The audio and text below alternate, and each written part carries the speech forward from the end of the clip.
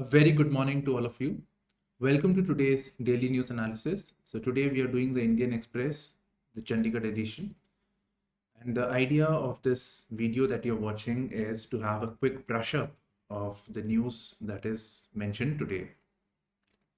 So let us come to the front page. So we have a news about senior officers to be posted across services as part of integration move. So this topic deals with security, and security is best covered in GS3. So it's best covered in GS3, and the topic goes theater commands. And I feel in mains, of course, they may not ask you about all this, but yes, we should have an analysis of theater commands, merits and demerits. I have a video also on the same on the YouTube. Now let us see what has happened. So senior officers to be posted here. So officers of the rank of Major General, Brigadier and their equivalent. So Brigadier and Major General are in the Army. So they are equivalent in the Indian Air Force and Navy. So the officers of this rank, we will have cross services posting. It is likely that an officer of the rank of Brigadier and Major General may be posted and commanding over some of the Air Force assets, Navy assets, like that. And likewise, equivalent rank of Air Force may be looking into the Army affairs. So that is a part of integrated theater command. So this is happening. This can be seen as a move towards integration move or a move towards integrated theater commands. Now let us see what is this integrated theater command. So this is also known as joint command, and it places the resources of all forces at the command of a senior military commander, who could be of any of the arms, Air Force, Army, or Navy. Now, typically, the present system that we have Army, Air Force, Navy in a particular geography. Let's say a particular place like Andaman. So Andaman may have an Army unit, an Air Force unit, as well as the Navy unit. And all three would be commanded by their respective general. Army would be commanded by an Army officer, Air Force by an Air Force officer, Navy by a Navy district. So integrated theater command, the logic is that a particular geography is under and all the assets that are there in a particular geography are under the control of a particular general, be it from Air Force, Navy, or Army. So there is a unified command. So there would be a sense of cooperation amongst the respective arms. Otherwise, there is a problem. For example, we saw it during the Kargil operations, where there was tension between the Army chief and the Air Force chief over deployment of air assets. So this is it. There is more on this thing we will cover later. This is on the second page. But I have a comprehensive analysis on YouTube, so there also you can see it. Now moving on to the next article. This is about an allegation of conflict of interest. So let us read. So despite court's caution, Bihar government awards 1600 crore ambulance contract to a firm of JDU MP's king. Now, Bihar, as you know, the state of Bihar is the chief minister is from the JDU party.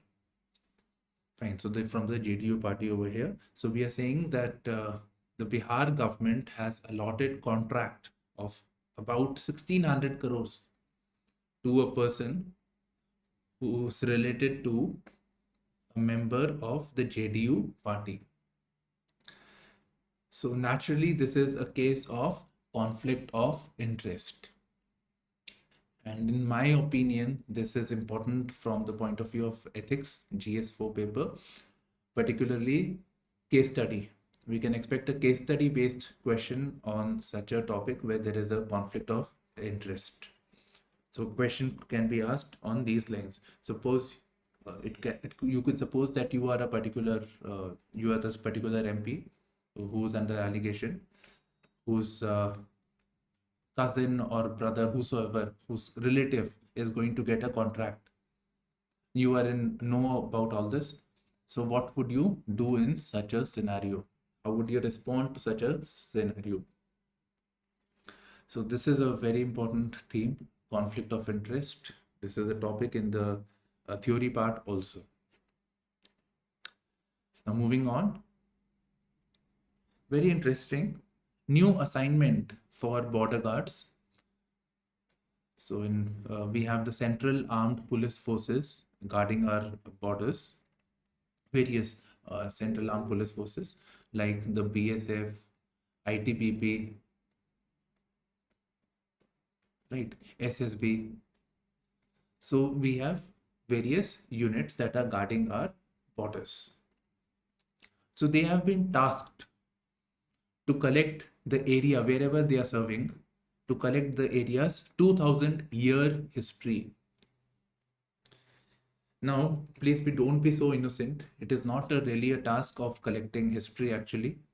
But what will happen, what should be the goal, is that when these people have gotten the assignment of getting their history, 2000-year history, they will have to interact with the local people. While with interaction and by making an effort of knowing their past, it will sensitize the people, sensitize the border guards about the local cultures. So the concern sometimes that arises of misuse of power, human right violations, and all those things. So with sensitization, that may be rectified. The mistrust that is there between the people and the border guards or the CAPF, that shall be rectified. And further, the CAPF, who's guarding the border, who's patrolling it, requires human intelligence. It requires cooperation. So with the building of trust, with the building of goodwill, that should also be looked into by this. So this is it. Besides, what reforms are required in CAPF, all those things. So that can be asked in the mains, and this is a topic for GS3, internal security. So we're moving on. Yeah. So I told you about the theater command, and there is more on this. So generally we have the front page and a tail article on the second page in the Indian Express.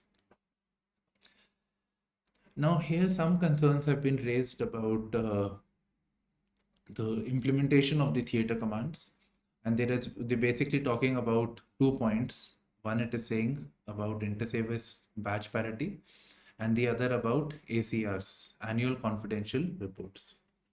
So I have added a few more points over here, as you can see.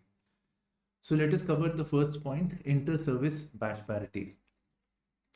Now it may happen that, let's say, a particular officer is commissioned, he passes out from IAF or Air Force Academy, becomes an officer.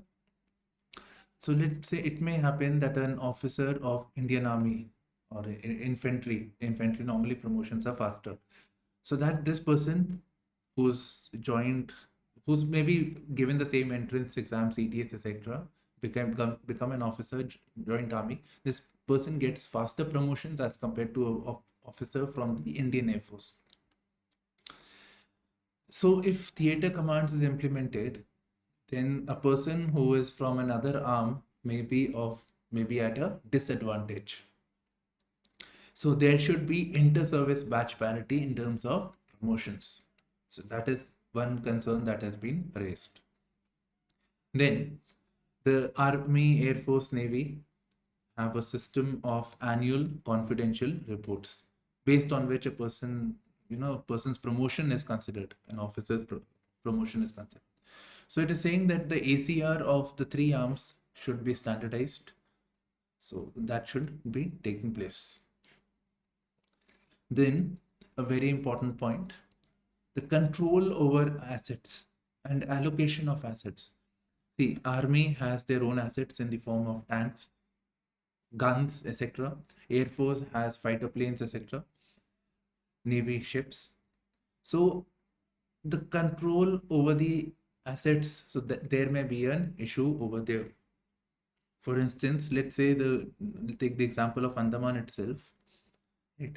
So let's say this entire area is under the control of common general, let's say from the army. So an senior officer of the rank of Indian Army is controlling the entire territory of Andaman, the theater of Andaman. So all the air assets, ship assets, and army assets are under the control of the army officer. Now here, let's say this person wants a certain aircraft or whatever certain resource.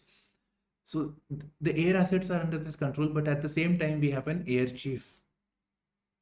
So there may arise a conflict of interest because ultimately they are not a part of the same arm.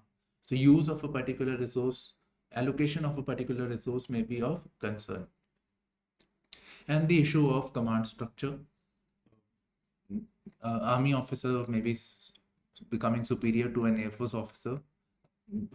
So, let's say an Air Force officer is there, would have to respond to the command of this general, but at the same time, he's responding to a superior officer elsewhere, superior Air Force officer over here.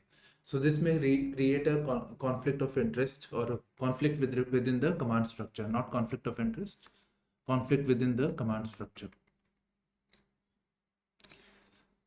Moving on, AIR rank for IIT and all those things are taking place. Fine. Yeah, diarrhea outbreak at Lalru. Not interested. What we should see is that this is a issue of disaster management, which again comes under GS3. Right. So disaster outbreak has taken place in terms of a disease. So what steps need to be taken? That is something that is important.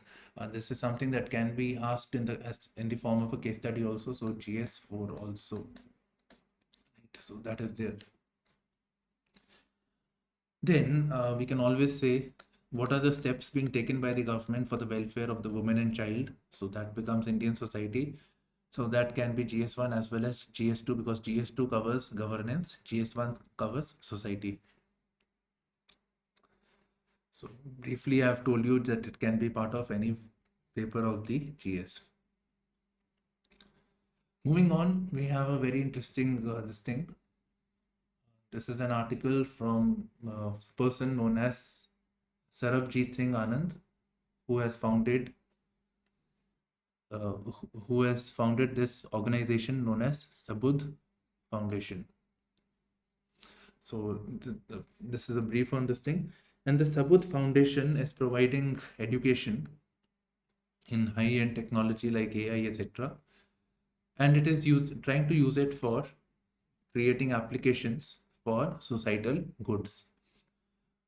Now, what we are interested is how this IT, information technology, artificial intelligence, Internet of Things, or we can say how the pillars of the fourth industrial revolution can be used for societal goods. So we get some applications of this. So this can be important, and this again is part of the GS3 because the GS3 also covers science and tech. So science and tech for societal goods. So that those points I get over here.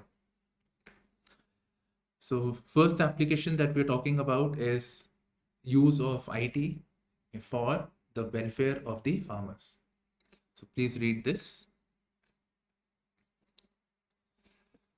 So the foundation has developed a software, Internet of Things nodes for farmers, and are building a rover for orchards to collect soil and plant health data. So soil health, plant health, so that is there. So this will provide more information, better information to the farmers. This may also, we can also talk about precision farming with this. Not mentioned here, but yes, we can also look into that. Then for disabled people, they are developing smart glasses. So smart glasses, maybe they can tell the people, aid the people with all the disabilities they have, so that can help. Then using technology to affect what is affecting the birds population. Analyzing bird call recordings using ambient sound recorders to understand how reforestation impacts birds population. Then using EEG and galvanic skin response to understand emotional state of a person when exposed to external stimulus. Now, knowing emotional status, the emotional state of a person using currents coming from skin. So your skin has some sweat glands, right? So some glands are there, they release sweat. So when that activity takes place, electric pulse is created. So based on that, they want to know the emotional state of a person. And this may have its application in the healthcare sector. Then there are many more applications like water monitoring. We all know the issue arising with the water scarcity, all those things. Intelligent document processing, harmful meme detection. This may lead to criminal violence, tensions, all those things. So use of AI for that. Solar power prediction and mental depression. So I was saying this mental depression can be related to galvanic skin response. Please Google galvanic skin response, read more on this thing. Who knows if it is asked in the GS3 paper. Okay, and this institute, this foundation is providing free world-class training in AI and hands-on experience on projects that have social impact. So if anybody is interested, please visit their website. So yeah. Okay, now moving on. So political news. MET, that is Meteorological Office, local meteorological office, issues yellow warning for thunderstorms, lightning today. Now we have Indo-American Chamber of Commerce. So as the name goes, this is about how India and America can cooperate. This agency is looking at how India and American can cooperate and promote trade. And this article is to congratulate the new ambassador to India, US ambassador to India. Now comes the editorial page. So we have two articles on Manipur. Okay. I think this article warrants a separate topical video on this, so we'll make that.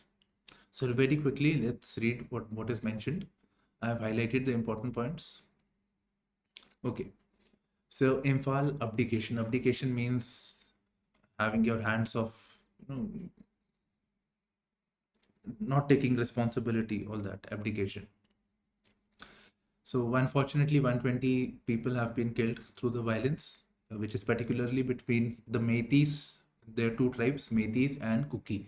The Meiteis, both are from associated with the state of Manipur, and Meiteis are residing in the valley region, while Kuki are the hill residing people. So in a mountainous place, there are hills and valleys. So Meiteis are valley, Kuki is hill. So 120 people have been killed because of this ethnic violence between the two. About 45,000 people have been displaced. Now, here it is telling us, first of all, that the two people are fighting amongst each other. So Kuki's belief, now over here, there are some misgivings against the government. So the Kukis believe that Manipur rifles favor the Meiteis, while the Meiteis believe that Assam rifles is working for Kuki dominated hills people. Okay, so there is this thing. Then there is friction between the state forces also. For example, we saw a video of tension between the BSF and the local police. So within the agencies also there is tension. Here again you can see Assam rifles and Manipur rifles. Now here the next part talks about what needs to be done. In fact, this article over here is also talking about the same. So here we need the center, which the central government should be proactive. It's quite evident that the state government is not able to do much in this. So center needs to be proactive. So that is an important point. Previously, they have been able to manage tensions amongst the various tribes of the Northeast in various states.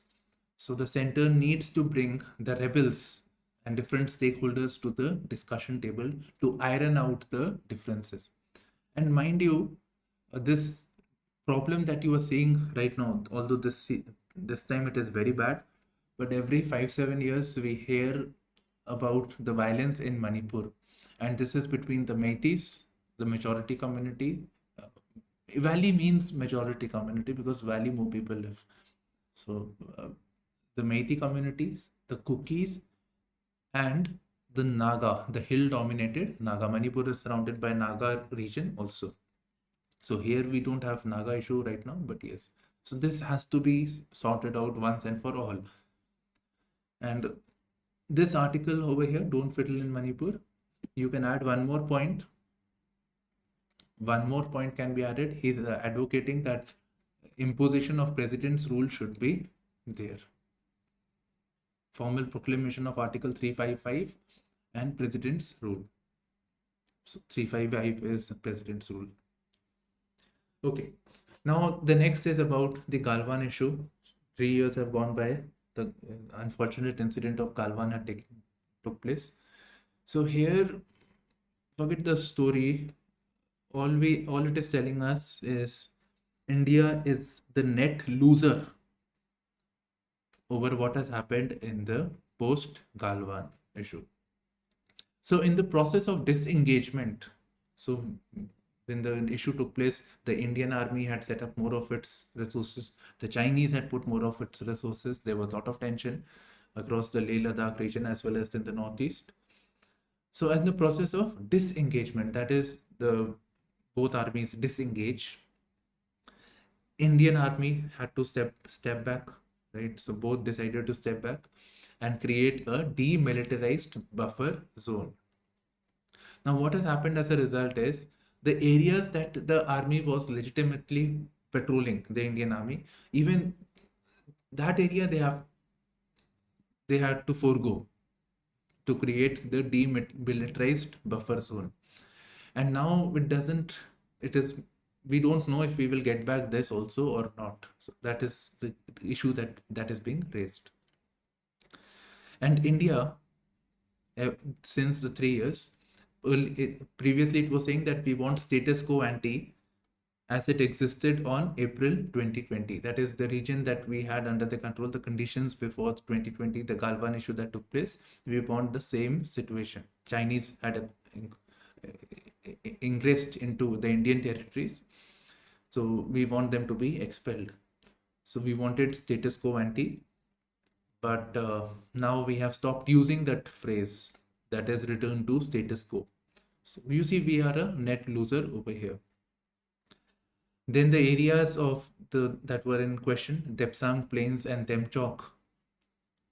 Now these are being mentioned as legacy issues and are not being taken up right now. That these have been continuing from a very long time, so they are not taking up right now.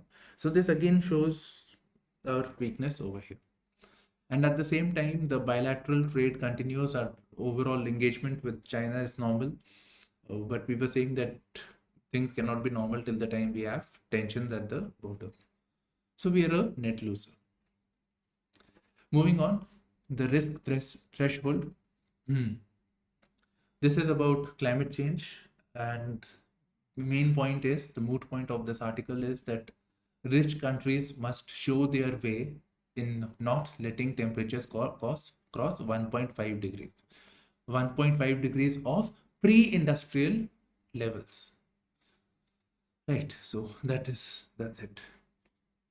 So the idea is that we don't want the overall temperature to cross the 1.5 degrees of pre-industrial levels. Otherwise, it will be disastrous. But according to the recent findings, we feel that the temperature may go well past 1.5 degrees to 2.7 degrees Celsius. And even if things are done, it will be at best 2.2 degrees Celsius. So here we want rich countries who have more resources, more technology, and who historically have been responsible for the climate change to do more. Now here you have one point which I have highlighted in a different color. A mere 10% of the world's richest countries emit 50% of the greenhouse gases, while the poorest account for 12%. So this is something that you can note down and you can keep using it so that you are able to write it in your answers. So 10% of the world's richest emit 50% of the greenhouse gases, while the poorest account for 12%. Now, how many countries are there? That mention is not there, but 10% of the greenhouse gases. Now, the big question is, the very important question is, what mechanisms are there? What systems are in place which rich countries should be using to help address this issue? That is the main point actually. Otherwise, this article is fairly no use to us. So one is climate finance. So climate financing is required, and climate financing over here should be coming from the rich countries who are much well off. So that should be done. Now for climate finance, there is the Green Climate Fund. There was supposed to be $100 billion to be contributed, but the rich countries are not contributing. Earlier they accepted, but now they are not doing. Then besides this, Green Environment Facility. So these are two mechanisms which can be used to raise capital from rich countries and hand it over to the poorer countries for their mitigation towards climate friendly systems. Besides this, we can refer to the Kyoto Protocol, which created the flexibility mechanisms known as International Emissions Trading, Clean Development Mechanism, and Joint Implementation. So international emissions trading, the first one. So it's the concept of carbon credits actually. So the companies in the rich countries who are emitting more, for example, they are not able to mitigate to a more climate friendly or sustainable technology, so are polluting more in the rich country. So what they can do is they can meet their climate obligations. They can meet their carbon climate obligations by providing funding to other entities. So let's say a particular company in a rich country is polluting more, so they can buy carbon credits. They can buy carbon credits from other agency. I know one very good example of the Delhi Metro. So there was some US company who bought carbon credits because Delhi Metro is helping save a lot of pollution. So they earn carbon credits. So these carbon credits were bought. So they met their climate obligation. So such a mechanism is part of international emissions trading.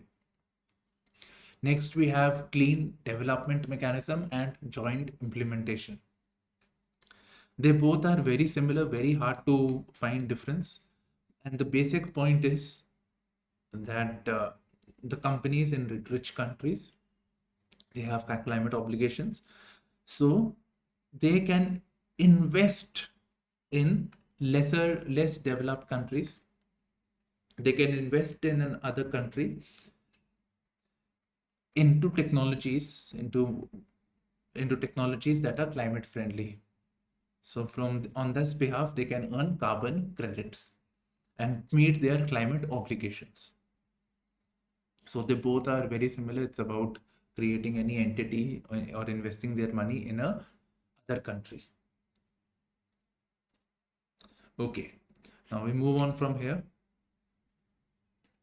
So a narrative in search of data. So I don't like this expressions as far as statistical gymnastics won't change the fact that India has been seen its most inclusive growth since 2014. But what I like is India has seen its most inclusive growth since 2014. Now I want more of research on this thing, because this expression makes it non-neutral. So I want more research. I will work on it. So yeah.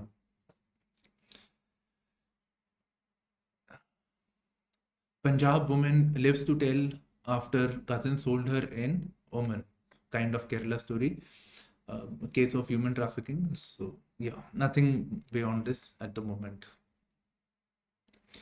Mechanized forces in Operation Pawan in Sri Lanka and April. So somebody has written a book on Operation Pawan in Sri Lanka. So Indian peacekeeping forces in Sri Lanka. So it's an appraisal on the same. Nobody is going to.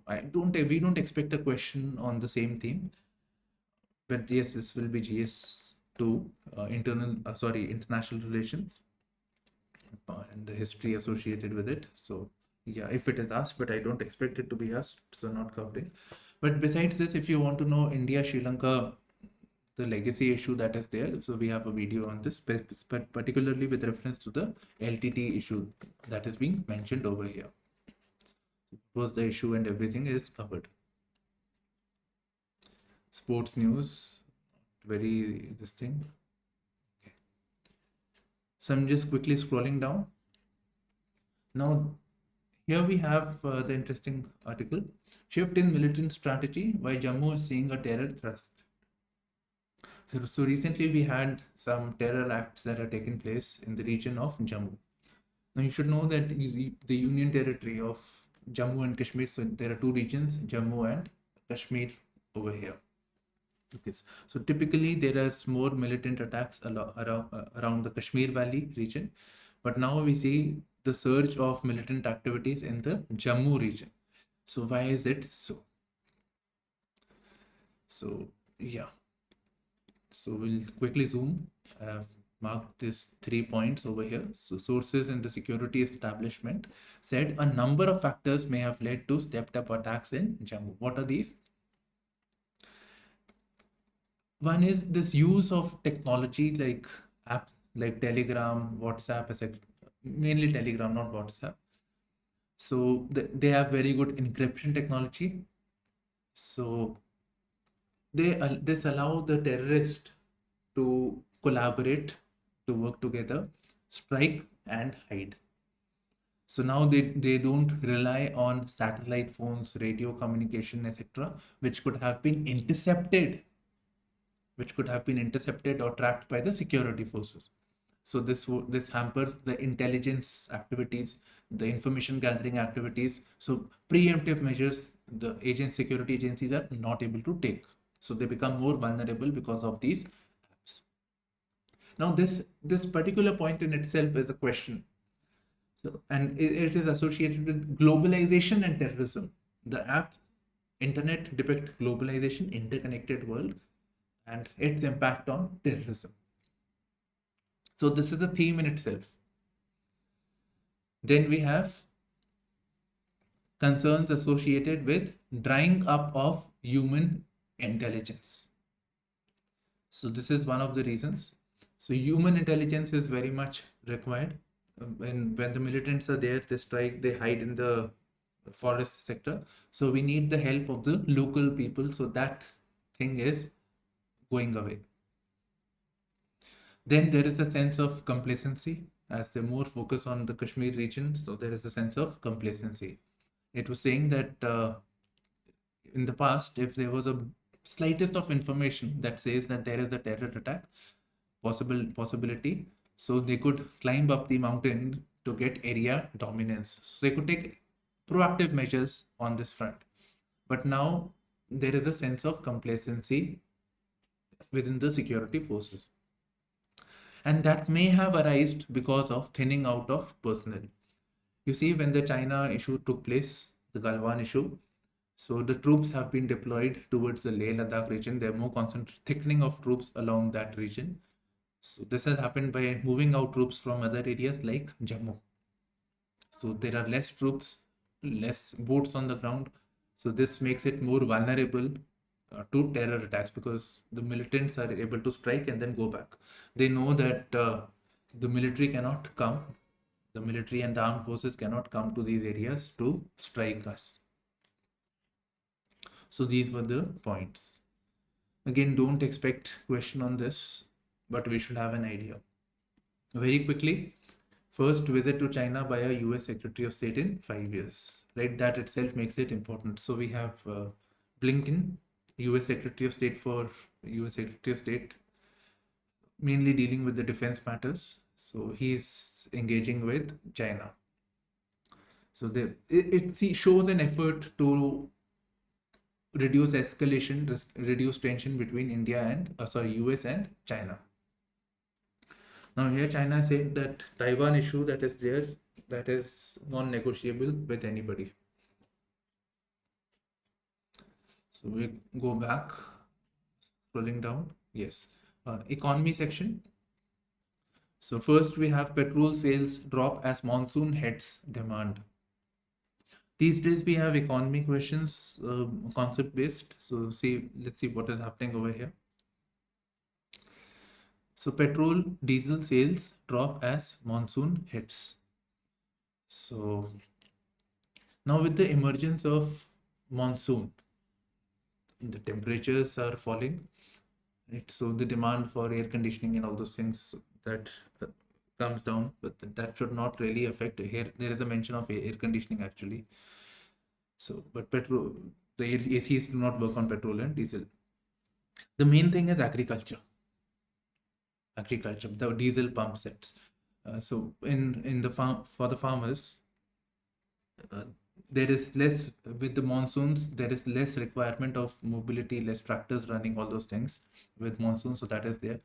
Then groundwater, maybe the diesel pump sets are being used. So there is less requirement of irrigating through groundwater pumps. So that is also not there, because monsoons are there, water is coming through rains. So this may have led to the sales drop in petrol and diesel. Then net direct tax mop up grows 11% so far. So there is an advanced tax collection for quarter first fiscal year 2024. Now, what is the direct tax? Income tax and corporate tax. So if you see more of direct tax, more collection coming here, that means people are earning more.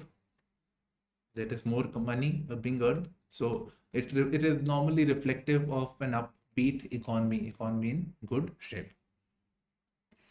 Right, so that could be a reason. FPIs infuse 16,405 crores in equities in June so far.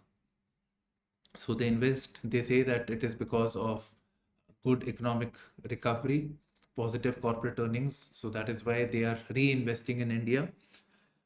Now, I don't think much has changed over here. It's mainly the insecurity with China and other economies that money is coming. Part of money has come because lakhs of crores had gone last year from here. Moving on, the other reason could be the pause in the interest rate hikes by the US Fed. So when the US Federal Bank, it increases its rate, so these are dollars basically, rupees 16,405 that we are saying, it is dollar equivalent. So let's say money is coming from US to India. Now the money is coming to India because they believe that the investors of US believe that they can earn more money from India. Now, if the US Federal Bank, equivalent of the Reserve Bank of India, it raises interest rates, so there is chances that money will go back to US because they can earn more interest and stable interest in the US.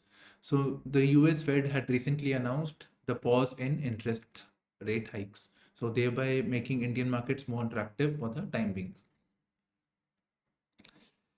India, UK seeking equal treatment for services sector under proposed FTA. I've not read it, but we'll keep coming back to this news.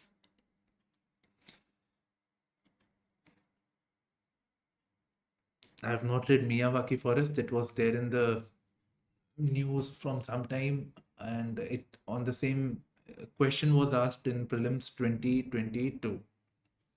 So missed it. Okay, moving on. Paddy and the price of water.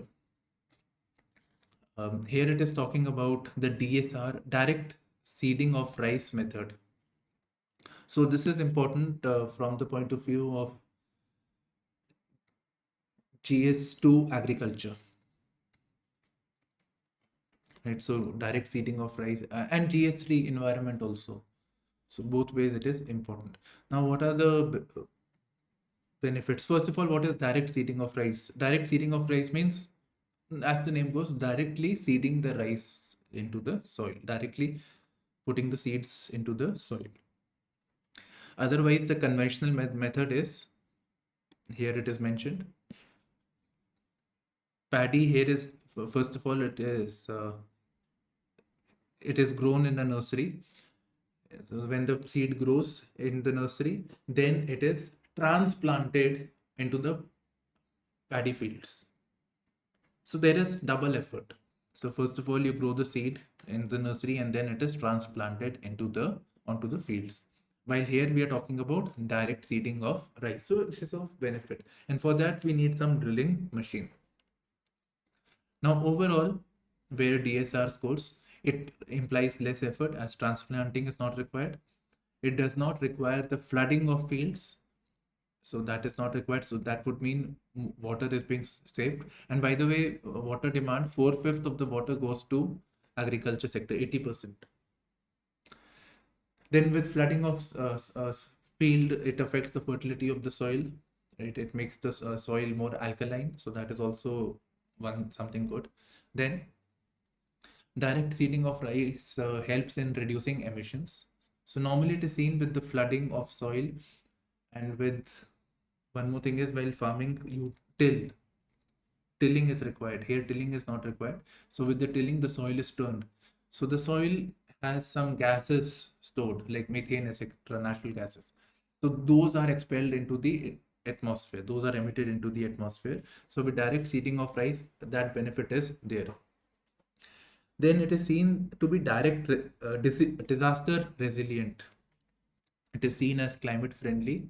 So that is another benefit. So when the untimely rains take place and all those things, it is normally seen the fields which have direct seeding of rice, they remain protected as against the paddy cultivation that took place by the conventional methods. So these are the points I have mentioned it over here. And it is effective against weed. Write it here. I'll share it in the weed also. Now, why DSR hasn't picked up? One reason is there is subsidy for irrigation power. Subsidy is there, so there is no incentive to save water. Then there is lack of good machines. Then other thing is the resistance to change. That is another point that you can add. Resistance to change and lack of awareness about the DSR. Because the conventional knowledge is, it is telling them to plant it in nursery, then transplant it. So that is the conventional knowledge, flooding of. So farmers are not used to the method via the DSR. Yes, so this covers the news analysis for today.